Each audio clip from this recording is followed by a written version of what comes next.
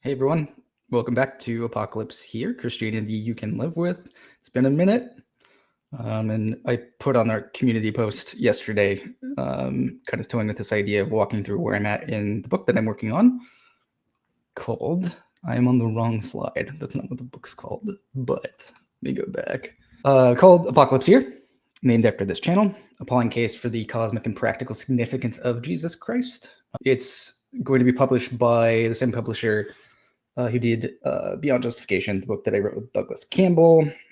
This time I'm the sole author, and my good buddy Chris Tilling at St. Mellitus College is writing the foreword for this book. The submission date is going to be November, so hopefully it'll be out in 2026. So this is effectively a sequel to Beyond Justification because it deals with stuff that we kind of left undone there, just because it was out of the scope of the book and the particular focus of that project. So now I'm going to take that on here, and I'm going to kind of walk you through, give you kind of a flyover of where I'm at in the book, and then kind of give you a sense of where I'm going to go for the remainder of the book as well. So that's going to be what we do today. I start off the book with the question of what is Paul's true theological center? What really makes Paul tick, basically.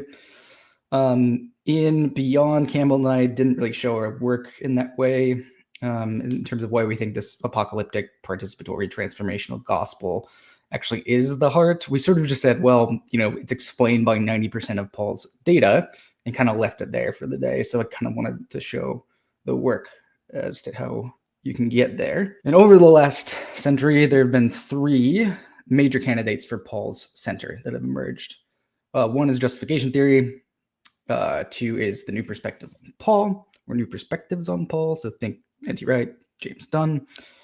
And three would be what I'm calling apocalyptic participation, which is basically the same thing as it's kind of a shorthand for Paul's transformational, liberative, resurrectional gospel, blah, blah, blah. Justification theory, it's a very legal kind of courtroom model, individualistic, it's contractual, conditional, retributive, it's wrath averting for those individuals who have faith. New Perspectives really keen on Jew-Gentile relationships and sort of breaking down ethnic boundary markers that cause division.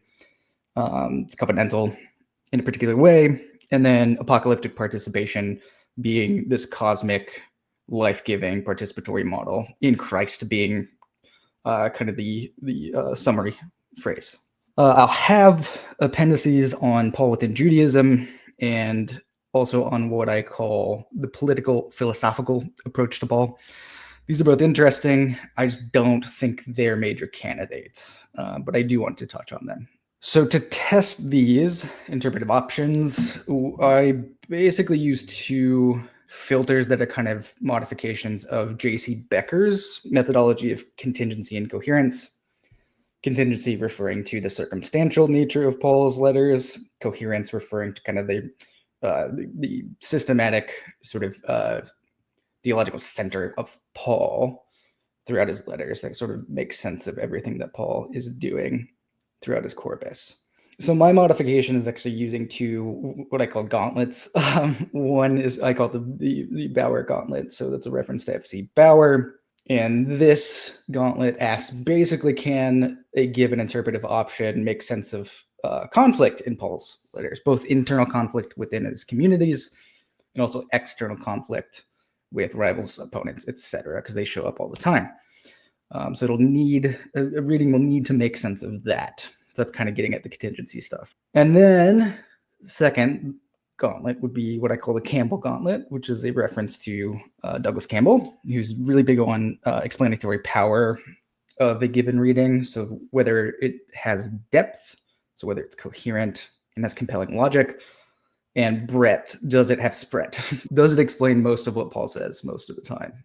Okay, so it needs to have that spread as well. So Bauer gauntlet and Campbell gauntlet. So when we test these, justification theory, as some of you may know, begins basically with the assumption that our core problem is legal guilt before God. We deserve the death penalty for our disobedience to God via failed law observance.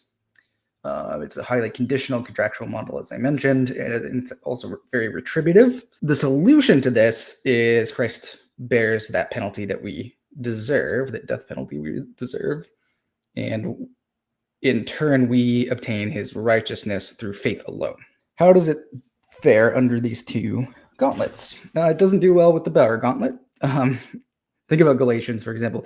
Justification theory actually has to share the premises of Paul's opponents to do with law observance. It actually builds it into the front end of its gospel, right? You fail at doing the law first, and then you transfer over into the saved phase through faith alone. So it's actually dependent upon a faulty premise there. It also doesn't generate Paul's clear humility ethic, because people on this model on justification theory are fundamentally self-interested and individualistic. So it doesn't really align with what Paul says about how we should actually relate to other people. Now, in terms of the Campbell Gauntlet, it has depth and it's coherent itself, but it doesn't have breadth. It doesn't have much spread at all. Justification language is fairly rare and somewhat peripheral in Paul, so it doesn't do so well on that gauntlet. Now, what about the new perspective or perspectives? The new perspective emphasizes, as I mentioned, Jew-Gentile unity in Christ and kind of breaking down boundary markers, breaking down division in that kind of way. But it's going to struggle to account for Paul's kind of more cosmic anti-powers framework that comes through a lot of the time. It's going to work well in certain passages, but it fails the breadth text, basically, of the Campbell Gauntlet. So it does okay in certain contingent places, but ultimately it doesn't pass either of those tests. Apocalyptic participation, as you would expect, I think passes everything. We have God's unconditional yes breaking into an enslaved cosmos prior to and apart from human initiative, right? Christ's life, death, and resurrection liberates not just individual people, but the entire cosmos. So participation in Christ's death and resurrection transforms us. It makes sense of the conflicts that are going on within Paul's communities. It maps on super well to the sort of humility ethic evidenced by Christ. It makes sense of how Paul is dealing with certain problem people when they come around and are preaching something else. It stands over against that and kind of calls it out. And it has clear coherence within itself and also has spread. It makes sense of someone. That's why we talked about the 90% in Beyond Justification. It has very significant spread. So I think it passes everything with flying colors. So that's why I would say apocalyptic participation, or AP, is the heart of Paul. So once we get the heart of Paul, so AP, we then need to ask, what does this mean for the significance of Jesus' life, death, and resurrection? So now we're going to be stepping into territory on atonement, quote unquote, atonement. And we are going to talk about that briefly, which I call the problem of atonement. Many people assume that the saving death of Christ in particular must be explained through penal substitution. But, and I'm leaning on Andrew Valera's work from Lamb of the Free and all of the folks he's relying on there as well. There are a lot of good scholars. The Old Testament term kippur, which refers to atone, is really talking about cleansing sacred space and place. It's not applying to human beings particularly. It's not transferring wrath from individuals to a sacrifice or something like that. That's just not how it operates. Penal substitution, PSA, depends on actually conflating Old Testament categories and then pulling them through into Paul in ways that just don't hold up. For example, Paul's key texts like Romans 8:3, 2 Corinthians 5:12-21, Romans 3:25-26 are just going to reveal a different picture. Sin is condemned, humanity is reconciled, and a divine gift or conciliatory offering is given, that offering being Christ himself to make peace. Okay? It's about liberation and transformation, peacemaking. It's not about a wrath-averting sacrifice or anything like that. And then I take some time to kind of expose the problems with penal substitution in particular, if we think we want to go that route. Exegetically, PSA is just a bad reading of Paul's data. Think about Philippians 2:5-11, Romans 5:6-11, Galatians 3:13.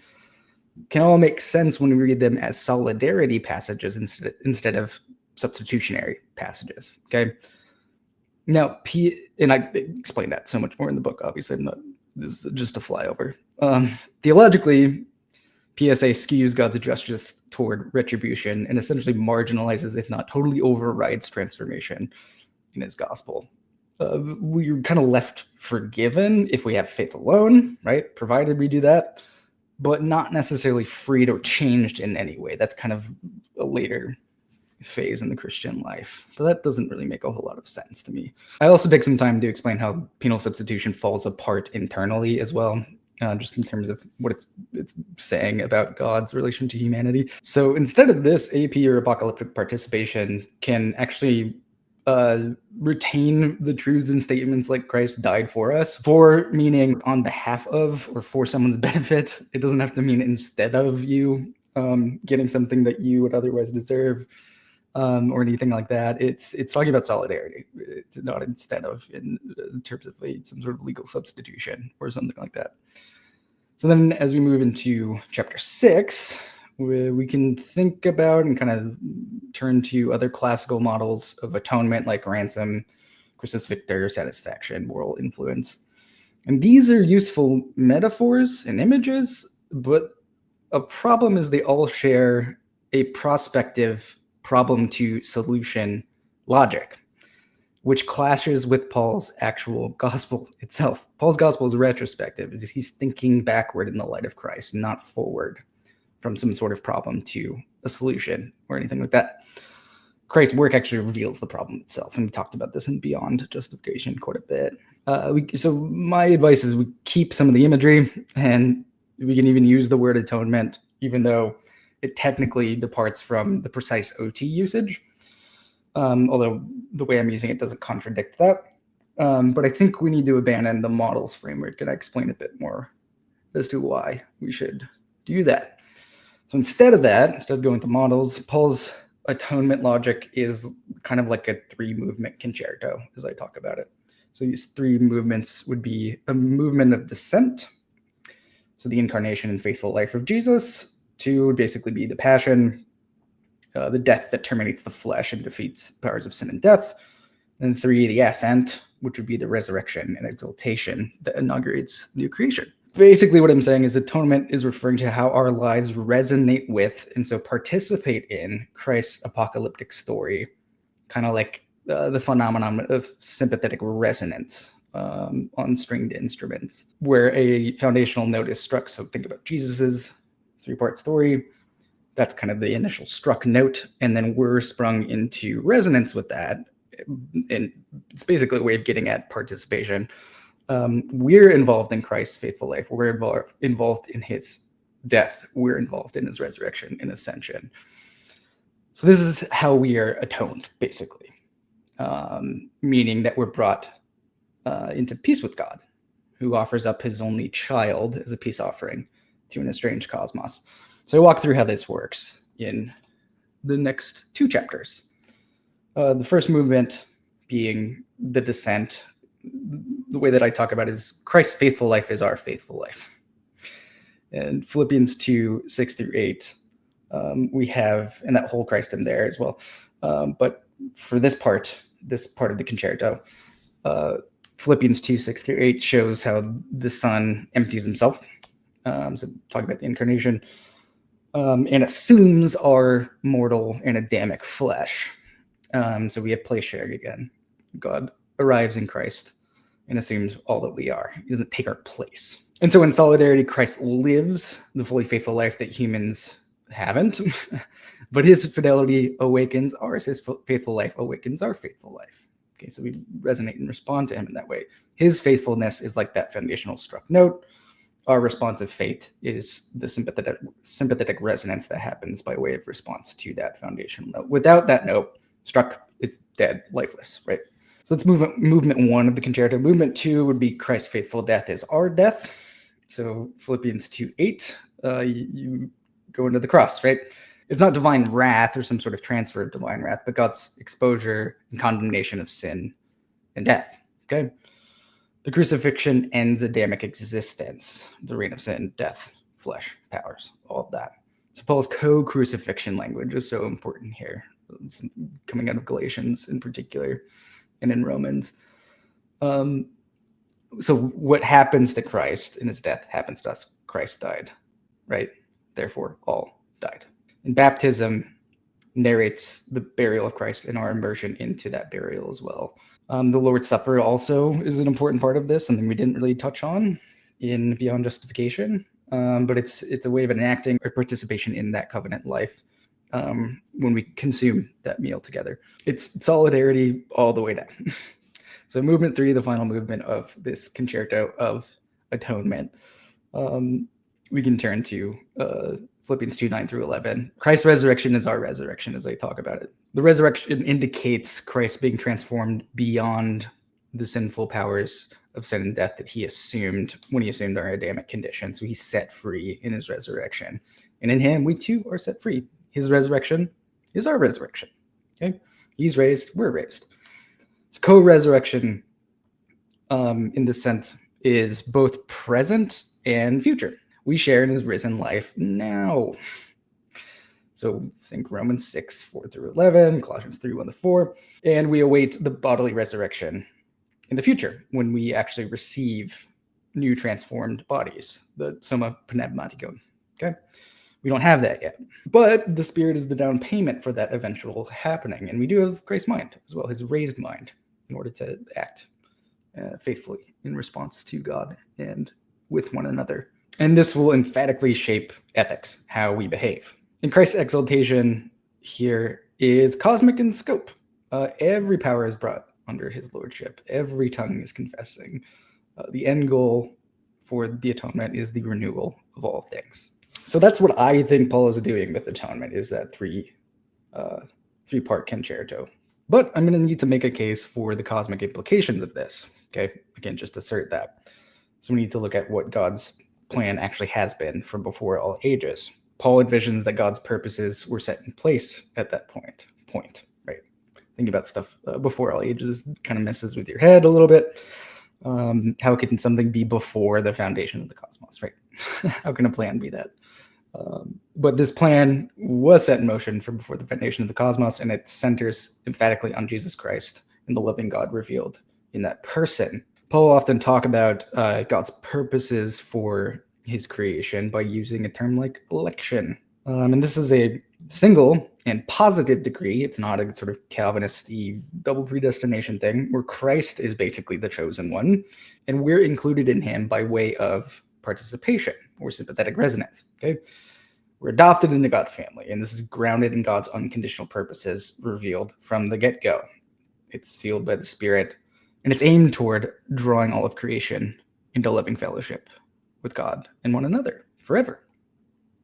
Key texts for this: Ephesians 1, Colossians 1, Romans 8, which show that all things are created in and for Christ. All things will be reconciled to him as well. He's the creator as well as the redeemer.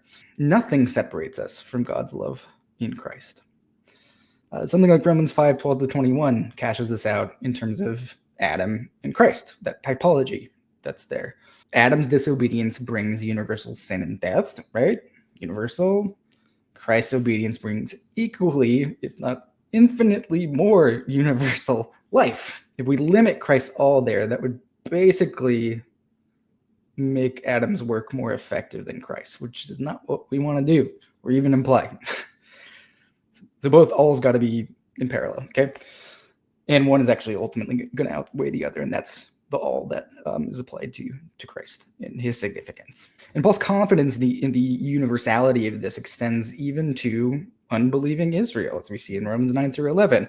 God's promises are irrevocable. All Israel will be saved. There's a remnant that Paul talks about, the holy root, and all of the tree metaphor. All these things show the strange branches will be grafted back on. Okay, God's mercy to Israel then extends even further to all of humanity, as we read in Romans 11:32. God shut up all in obstinacy so that he might have mercy on all. Paul, of course, grieves over the present unbelief of many of his kinspeople who don't know Christ in the present, right? and don't know how it is intrinsically good to respond to Christ. Paul never indicates that he is grieved in his heart because of some worry of eternal exclusion or something like that, right? No, he just wants his kinspeople to respond because it's good, because it's the truth. And for Paul, his expectation is that every knee will bow and every tongue gladly confess that Jesus is Lord, which is Paul's own marker of salvation. Some people in the present are not, but Paul's expectation is that everybody will. But we're going to need to talk about judgment and how that is or is not compatible with this vision of ultimate restoration of all things. Okay? Paul doesn't ignore judgment texts. Paul doesn't ignore judgment or destruction or exclusionary language. You've got to be clear about that. But these don't negate those universal purposes that God set in motion from before all ages. So this chapter, which is the last chapter that I've written, at least in draft form, this chapter is going to examine 3 interpretive options for texts like 2 Thessalonians 1:9, where we have what usually gets translated as eternal destruction for certain wicked people.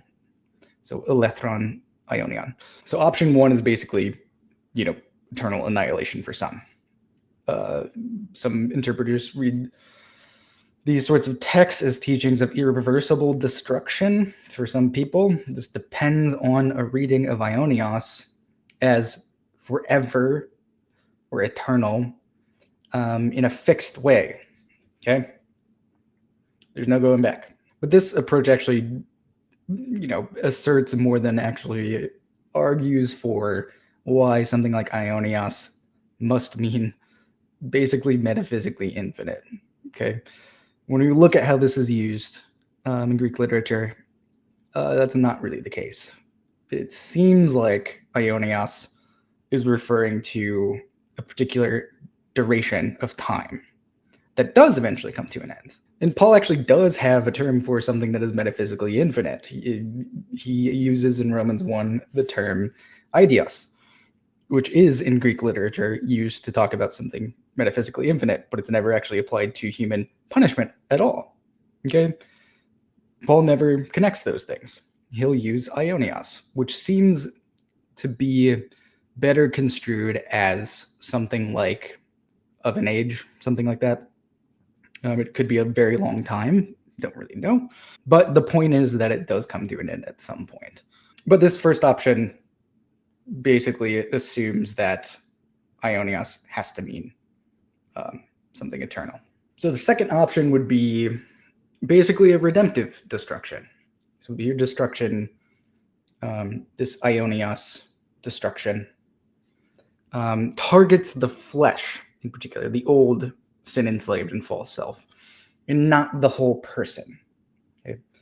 The destructive judgment is effectively purgative and transformative, necessary for restoring communion with God. Judgment is real and possibly very, very painful, but it's not final exclusion. It does come to an end. So option 3 is basically a Socratic resolution to apparent tensions in Paul. Douglas Campbell acknowledges 2 strands in Paul, an exclusivist one, which is basically the same thing as what option 1 is doing. Sometimes he talks like that, where he thinks that some people will be eternally destroyed. But there's also a universalistic strand that he's very clear about there. So using Socratic or material criticism, Campbell evaluates judgment texts through Paul's deepest theological center. The God of unconditional love revealed in Christ. That's the theological center. So even though Paul himself doesn't connect the dots in his thinking between those 2 strands, the reader is tasked with making sure that the inclusive strand, which aligns with Paul's deepest theological commitments, prevails. So I favor option 2, the redemptive destruction approach, as the most coherent, but I also think option 3, the Socratic approach that Campbell uses, especially in his Pauline dogmatics, I think that's an option that I would take if under closer scrutiny option 2 would fail. So I'd be happy to adopt that as well. I just don't think I have to. But Paul will also use exclusionary language to talk about who inherits the kingdom and who doesn't, right? So in 1 Corinthians 6, Paul lists wrongdoers who will not inherit God's kingdom. But this refers to their current state, like not their eternal destiny. It's where they're at right now. At the moment, they will not inherit the kingdom. The Corinthians themselves once fit these categories, okay? But were transformed. Flesh and blood can't inherit God's kingdom, and nothing attached to that can inherit God's kingdom. Transformation into the soma pneumatikon is required, and Paul expects this for all of humanity. He expects that that's going to happen, even though a lot of people right now are excluded. He's clear about that. I just don't think he ultimately thinks that everyone will remain in that state. And the Corinthians themselves are a good example of that. And of course, you have a final judgment scenario, right, in Paul. But I think these are evaluative and not punitive. So in 2 Corinthians 5, you have all appearing before Christ's judgment seat. And here Paul is framing this with confidence, not fear. Campbell likens this to a job evaluation rather than a job interview, where there's accountability and correction within a secure relationship of love. It's a healthy evaluation, like a loving parental discipline, right? And it produces growth, not final rejection. So that's how I would handle the final judgment text. And then at the end of this chapter, I talk about where Paul thinks all of this is actually going, what the climax is for Paul in what he says about judgment and also universal salvation. And in 1 Corinthians 15, Paul has this basically 3-stage kind of sequence of how this is actually going to happen. So you have Christ's resurrection as the first fruits, resurrection of those in Christ at the moment, that is coming. And then the full completion when all enemies, including the final one, death, are defeated and God is all in all. All in all, not all in some. Okay, all in all. That's the expectation. So ultimately, judgment and destruction are not ends in themselves, but preludes in this story of ultimate restoration that God set in motion from before the foundation of the cosmos. It's more like a sequence. Judgment comes first for everybody, and then ultimate restoration of all things. It's not one or the other. If there was some kind of permanent exclusion for some, this would just undermine Paul's basic vision for what he thinks God is going to do. It would completely violate something like Romans 5:12-21. God's victory is going to be total when God is all in all, leaving no creature outside of that all. So just to reiterate this, I think for Paul, judgment is part of the saving process, purging the old self, destroying it, and preparing all for the imperishable life in God's kingdom beyond flesh and blood, when you're transformed into the soma pneumatikon. If in the end some creature, even a single creature, is lost, then God would have failed.